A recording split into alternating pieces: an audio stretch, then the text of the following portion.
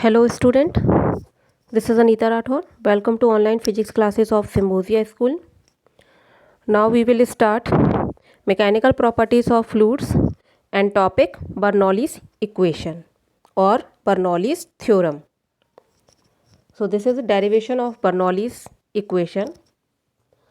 Bernoulli's theorem states that the total energy means pressure energy, potential energy and kinetic energy of an incompressible and non-viscous fluid in steady flow through a pipe remains constant throughout the flow. Means Bernoulli theorem ये कहती है कि कोई अगर एक uneven cross sectional area का pipe है और उस अनइवन क्रॉस सेक्शनल एरिया के पाइप में अगर कोई लिक्विड भरा हुआ है तो उस लिक्विड के हर एक पॉइंट पर मीन्स अगर मैं सपोज करूं कि ये पॉइंट और ये पॉइंट हर एक पॉइंट पर टोटल एनर्जी जो होती है वो सेम रहती है, कांस्टेंट रहती है. Bernoulli equation is derived from the principle of conservation of energy. So Bernoulli theorem ये कहती है कि क्या टोटल एनर्जी जो रहती है वो सेम रहती है, कांस्टेंट रहती है. और टोटल एनर्जी में क्या क्या आता है? टोटल एनर्जी में यहाँ पर लिक्विड की प्रेशर एनर्जी, उसकी पोटेंशियल एनर्जी और काइनेटिक एनर्जी इंक्लूडेड है. तो ये हमें बताती है कि ये कंजर्वेशन ऑफ एनर्जी शो करता है. अब हम सपोज करते हैं कि इस इक्वेशन के डेरिवेशन के लिए यहाँ पर एक आपको डायग्राम दे रखा है. इस डायग्राम में देखिए कि ये जो अनइवन क्रॉस सेक्शनल एरिया का एक पाइप है, उस पाइप के फर्स्ट पॉइंट का एरिया है A1 और अदर एंड का एरिया है A2. फर्स्ट एंड पर प्रेशर है P1 और अदर एंड पर प्रेशर है P2. यानी कि दोनों पर ही यहाँ पर क्रॉस सेक्शनल एरिया डिफरेंट है और दोनों पर ही यहाँ पर प्रेशर डिफरेंट है. तो अगर हम इन दोनों एंड पॉइंट्स पर नेट वर्क डन निकाल लें और उस नेट वर्क डन को नेट एनर्जी के इक्वल रख दें, because work done is always equals to the total energy consumed, तो यहाँ से हम इस इक्वेशन को ड्राइव कर सकते हैं. सो derivation of Bernoulli's equation. We examine a fluid section of mass m traveling to the right as shown in the systematic above. The net work done in moving the fluid is. अब suppose कर लिया कि एक m मास का fluid है जो कि right side से ट्रेवल कर रहा है इस अनइवन क्रॉस सेक्शनल एरिया के पाइप में.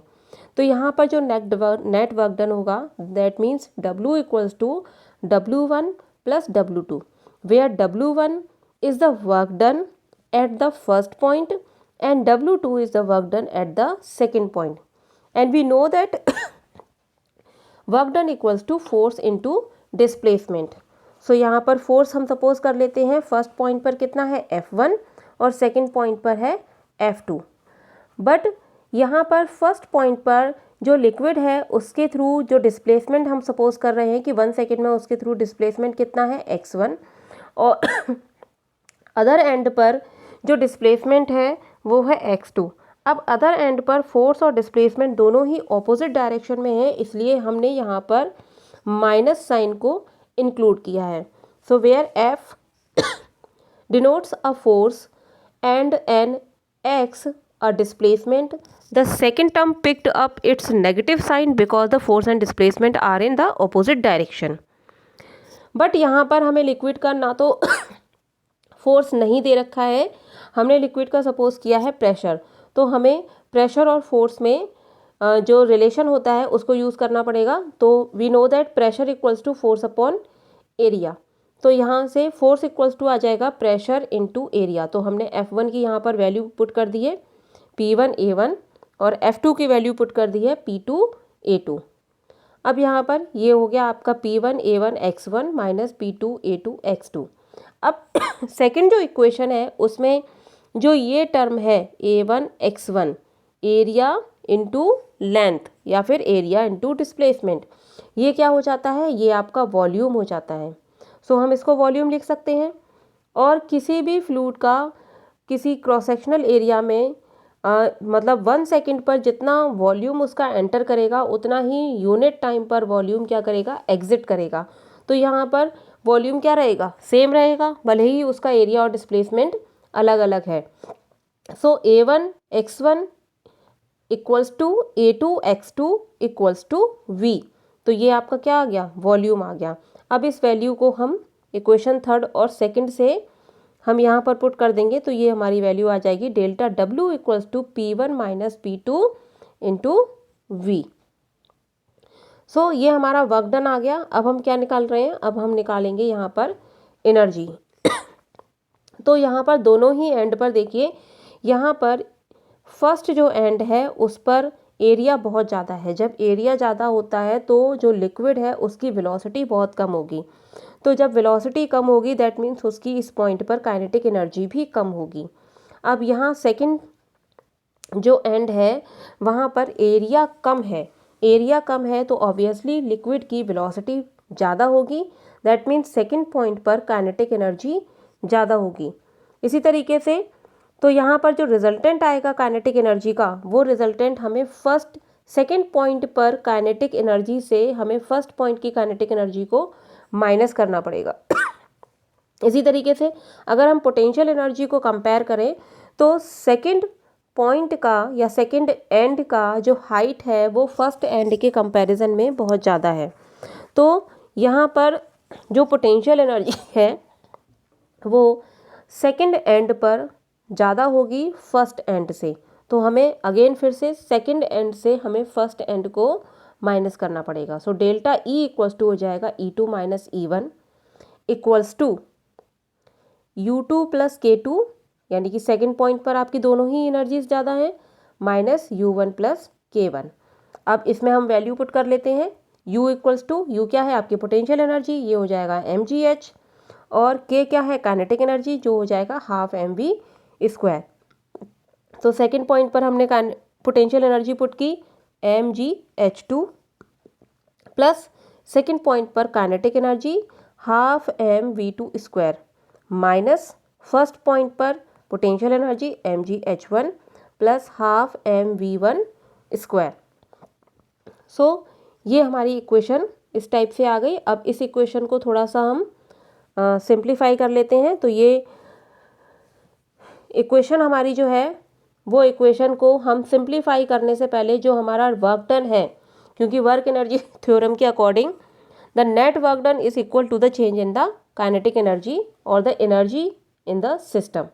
सो delta W equals to delta E। Delta W को हम डेल्टा E के इक्वल रख सकते हैं। अब यहाँ पर डेल्टा W की वैल्यू पुट कर देते हैं और डेल्टा E की वैल्यू पुट कर देते हैं। यहाँ पर m आपको गिवन नहीं है, तो m को यानी कि मास ऑफ द लिक्विड को हम वॉल्यूम के टर्म्स में लिख सकते हैं। We know that rho equals to m upon v, तो m को हम लिख सकते हैं रो v। अब जब m को रो v लिखेंगे तो यहाँ v से v आपका कैंसिल हो जाएगा, तो ये बचेगा सिर्फ P1 माइनस P2, और ये इक्वेशन आ जाएगी रो GH2 plus half rho v square minus rho GH1 plus half rho V1 square. अब इस इक्वेशन में आप वन वाले टर्म्स को यानी कि फर्स्ट एंड के टर्म्स को एक तरफ ले लीजिए और सेकंड एंड के टर्म्स को एक तरफ ले लीजिए। तो ये जो आपको फाइनली इक्वेशन मिली है, यानी कि फर्स्ट एंड पर pressure energy plus potential energy plus kinetic energy, second end पर pressure plus potential plus kinetic energy के इक्वल है, जो कि ये दिखा रहा है कि किस दोनों ही पॉइंट पर टोटल एनर्जी का सम एक दूसरे के इक्वल है। That means pressure plus potential plus kinetic energy equals to constant. तो ये जो एनर्जी है ये क्या रहती है, कांस्टेंट रहती है। Applications of Bernoulli principle. अब प्रैक्टिकल लाइफ में बर्नौली इक्वेशंस के काफ़ी एप्लीकेशंस हैं, जिनमें से यहाँ पर है लिफ्टिंग ऑफ द एरोप्लेन। तो एरोप्लेन के जो विंग्स होते हैं वो कुछ इस तरीके से डिज़ाइन किए जाते हैं कि उसके जो अपर पार्ट होता है उसमें अपर पार्ट में जो वहाँ पर जो विंड है या जो एयर है उसकी वेलोसिटी बहुत ज़्यादा होती है as compare to the lower part. तो जब अपर पार्ट में वेलोसिटी बहुत ज़्यादा होती है तो वहाँ पर प्रेशर क्या हो जाता है, डिक्रीज़ हो जाता है। और लोअर पार्ट में वेलोसिटी कम होती है जिसकी वजह से प्रेशर इंक्रीज़ हो जाता है और ये इंक्रीज प्रेशर ही इस विंग को ऊपर की तरफ उठाता है, ये इसको ऊपर की तरफ लिफ्ट होने में हेल्प करता है। तो इस तरीके से एक स्ट्रीमलाइन बॉडी प्रिपेयर की जाती है एरोप्लेन के लिए। इसी तरीके से जनरली आपने देखा होगा कि बहुत तेज़ जब आंधी आती है, तूफान आता है, तो उस समय घर की या किसी झोपड़ी की या कुछ ऐसी जगह होती है कि जहाँ पर प्रॉपर रूफ फिक्सिंग नहीं है, वहाँ पर उनकी रूफ जो होती है वो उड़ जाती है। तो ऐसा इसलिए होता है कि जो रूफ होती है उस रूफ के ऊपर वाली जो विंड है उसकी वेलोसिटी बहुत ज़्यादा हायर होती है, जिसकी वजह से वहाँ पर प्रेशर जो है वो डिक्रीज़ हो जाता है। बट जो इस रूफ के अंदर का प्रेशर है ये प्रेशर इंक्रीज़ हो जाता है और ये जो दोनों प्रेशर्स हैं जो अनबैलेंस होता है तो नेट प्रेशर किधर रहता है, क्योंकि नीचे का प्रेशर बहुत ज़्यादा है और ऊपर का प्रेशर बहुत कम है, तो नेट प्रेशर जो होता है वो ऊपर की तरफ हो जाता है, यानी कि रिजल्टेंट जो होता है वो ऊपर की तरफ रहता है, जिसकी वजह से ये जो उसकी रूफ होती है वो उड़ जाती है। तो ये कुछ एग्जाम्पल्स थे जो कि हमारे बर्नौली थ्योरम पर या बर्नौली प्रिंसिपल पर बेस्ड है। एक और चीज़ देखी होगी कि जब ट्रेन आती है तो ट्रेन आते ही एक थोड़ा सा हमें ये एडवाइस दी जाती है कि जब ट्रेन आ रही है रेलवे ट्रैक पर तो रेलवे ट्रैक के पास ना जाएं। तो ऐसा इसलिए होता है कि जब ट्रेन हाई वेलोसिटी से आ रही है, हाई स्पीड से आ रही है, तो अगर कोई पर्सन वहाँ रेलवे ट्रैक के या प्लेटफॉर्म के पास खड़ा हुआ है, मीन्स ट्रेन और उस पर्सन के बीच में ज़्यादा डिस्टेंस नहीं है, तो क्या होता है कि जब ट्रेन आती है तो उस पर्सन और ट्रेन के बीच में जो भी एयर गैप है उसकी वेलोसिटी या ट्रेन के साथ जो एयर होती है कांटेक्ट में उसकी वेलोसिटी बहुत ज़्यादा हायर हो जाती है।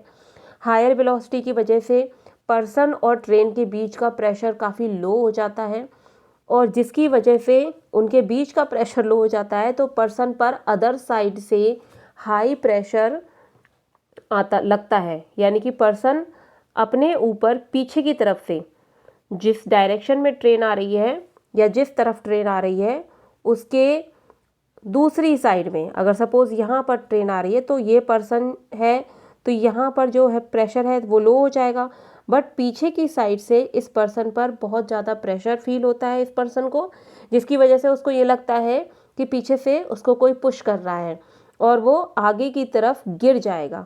तो ऐसा सिर्फ बर्नौली प्रिंसिपल की वजह से होता है कि जब वेलोसिटी बहुत हाई होगी तो प्रेशर क्या हो जाएगा, लो हो जाएगा, और इस लो प्रेशर की वजह से ही पर्सन को आगे की तरफ एक झटका महसूस होता है या एक धक्का महसूस होता है या उसे ये लगता है कि पीछे से कोई पुश कर रहा है, जिसकी वजह से वो आगे गिर सकता है और उसका एक्सीडेंट या उसे इंजरी हो सकती है। तो ये इंस्ट्रक्शंस दिए जाते हैं कि जो रेलवे ट्रैक है या जो प्लेटफॉर्म है तो आती हुई ट्रेन से उससे थोड़ी सी दूरी बनाकर रखी जाए। तो ये आपके कुछ एग्जाम्पल्स थे बर्नौली थ्योरम के। हम नेक्स्ट वीडियो में पढ़ेंगे। Thank you.